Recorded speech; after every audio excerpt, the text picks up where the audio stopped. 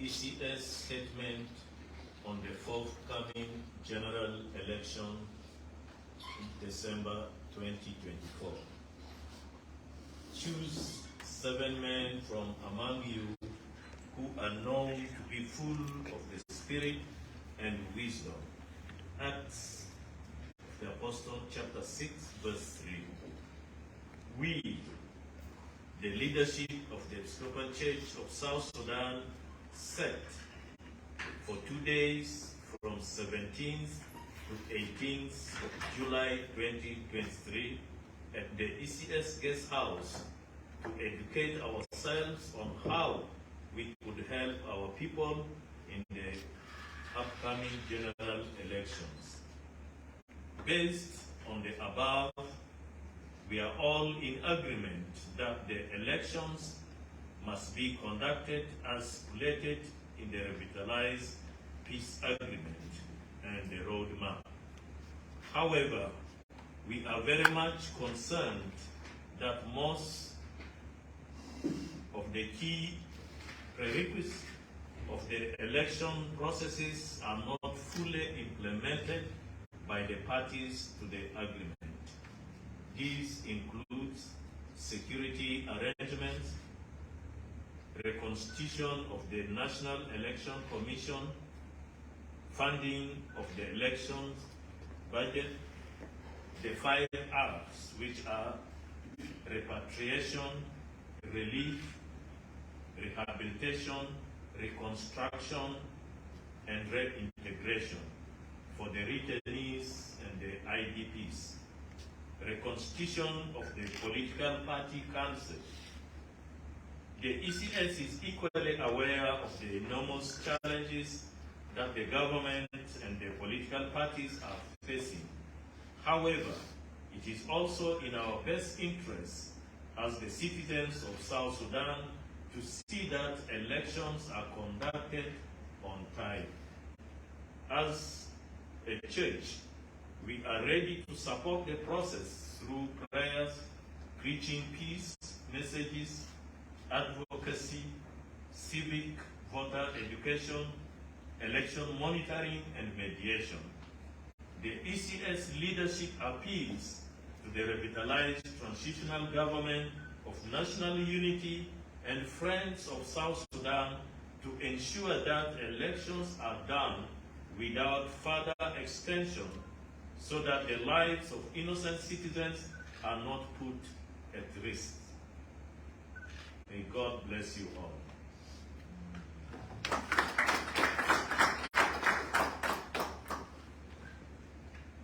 Question? Yes. Welcome. My name is Santo. I work for the Juba Echo. In your statement, you did mention that there are a lot of tasks that need to be done before election. Given the current environment, do you see that the country is ready for election? This was stated in the revitalized agreement and in the roadmap that it must be done. As ECS, we are saying we are ready to see it being carried forward, but the items that are not yet fully implemented should be implemented to avoid the risks of the life of innocent citizens.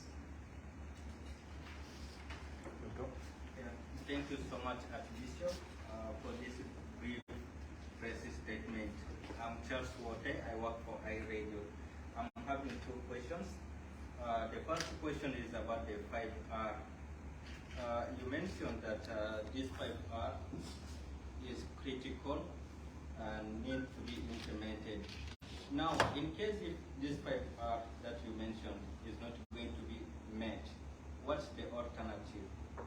And then the second question is about the fears that now, if South Sudan goes for the conduct operations in December 2024, the country may go to violence either during or before.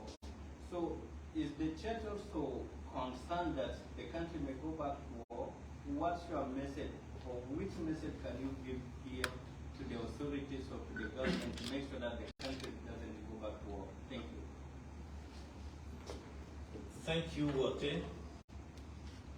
The 5 R's for the success of a credible election, they must be implemented. And as a church, we are saying to our government that this should be prioritized and implemented for a good and credible election in this nation. As a church, we are not in support of the country to go back into chaos and bloodshed. Therefore, we are strongly appealing to the parties to the revitalized agreement that please, enough is enough. The lives of innocent citizens should be spared, not always taking them to war. Therefore, all of them must commit to implement the remaining items in the agreement so that we see peaceful and credible elections in this nation. Yes, thank you, Your Grace. My name is Waki from VON. My first question is, why did you, as the Anglican leadership, South Sudan, decide specifically to call this press conference on the issue of elections? We all know that there are preparations going on. We all know that there are challenges which you have mentioned. But why specifically the Anglican leadership, South Sudan, come out to speak of their concerns regarding the elections? And finally, or lastly, why are you concerned? Why are you concerned? We know the situation the country is in. And if you ask those of President Kiir, those of Riek Machar, they are implementing the agreement with the challenges that are there. Thank you. The Anglican Church in South Sudan has a big population that are scattered in all corners of the country. And as leaders in the Anglican Church in South Sudan, we have heard our politicians talking about election coming soon. So we thought wisely we should come together to educate ourselves and to prepare how we guide our people. And that is where we discovered that most of the items in the agreement are not yet fully implemented. And we are concerned for the life of our citizens, the life of our followers. We don't want any more bloodshed and innocent loss of lives to again happen in this country.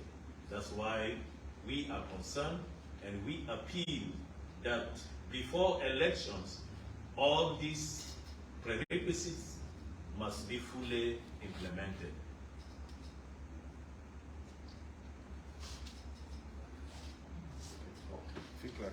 Just clarification, Your Grace, the Anglican leadership doesn't want more bloodshed.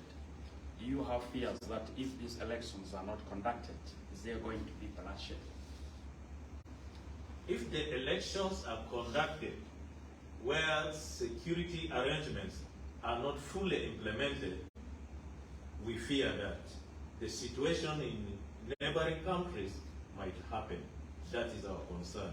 We need the security arrangement to be fully implemented, and we have one army in the country. Yeah, just more one question. Thank you, Archbishop, once again. My question is, are you convinced as the Anglican archbishops, are you convinced with the current implementation of the peace agreement?